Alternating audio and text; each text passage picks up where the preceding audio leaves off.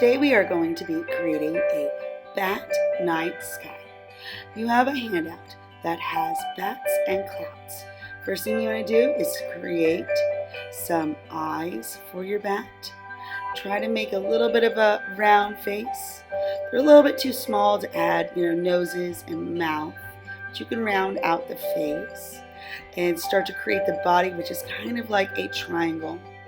And then you can kind of create the connecting finger parts that go on to the back wings.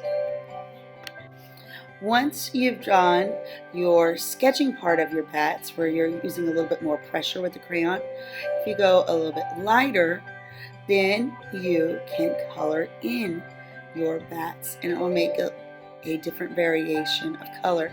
Like I had a black that I was using for my bat, and then I added pressure where I wanted the lines, and then I colored in lighter, so I had a lighter color that was a little bit more gray.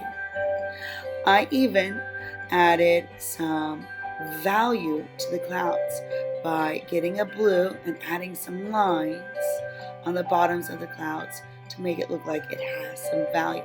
If you want it to be like a happy cloud on a nice night day, you can make it like values blue. If you want it to be a rainy night, maybe you add values of gray. Once you've finished your bat handout, we're going to start to create the moon. To create the moon, you add different circles of maybe oranges or reds or yellows. If it's more of an orange moon, it'd be more like an October moon. If it's more of a harvest moon, you're going to get more of that orangey color. If it's more reds, it's going to be more of a blood moon. I did mine kind of orangey and yellow. Once you have your moon done, you're going to glue it to your big paper. We're going to be using something called play colors. Now, play colors are actually acrylic paint. So when we're painting them on, they kind of look like a glue stick, but they're going to be acrylic paint, and they paint on almost kind of feels like, painting with lipstick a little bit, but it is a stick of acrylic paint. We're going to be creating a night sky that looks like Alma Woodsy Thomas's artwork.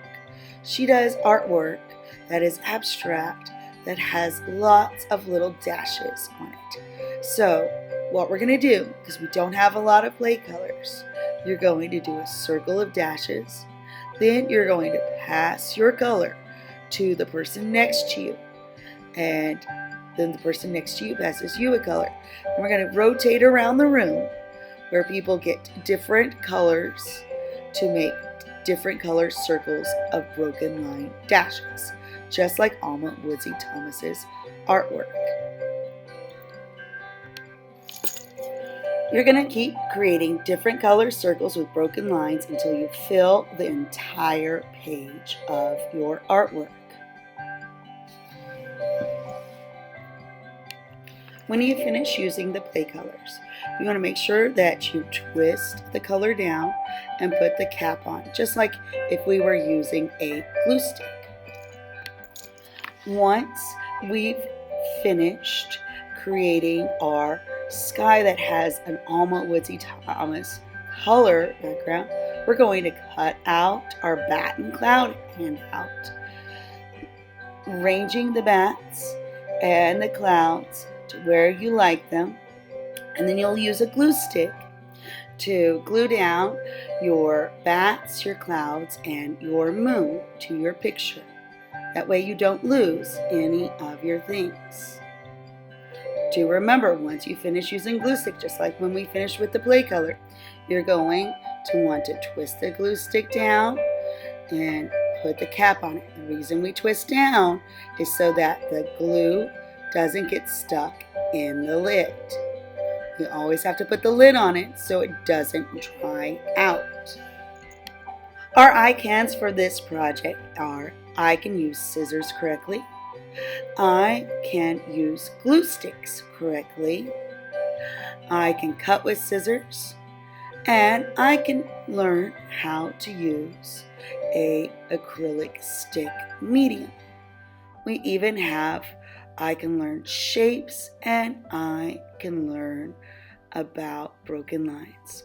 Our artist for this project is Alma Woodsy Thomas, so our other I can is I can learn about Alma Woodsy Thomas.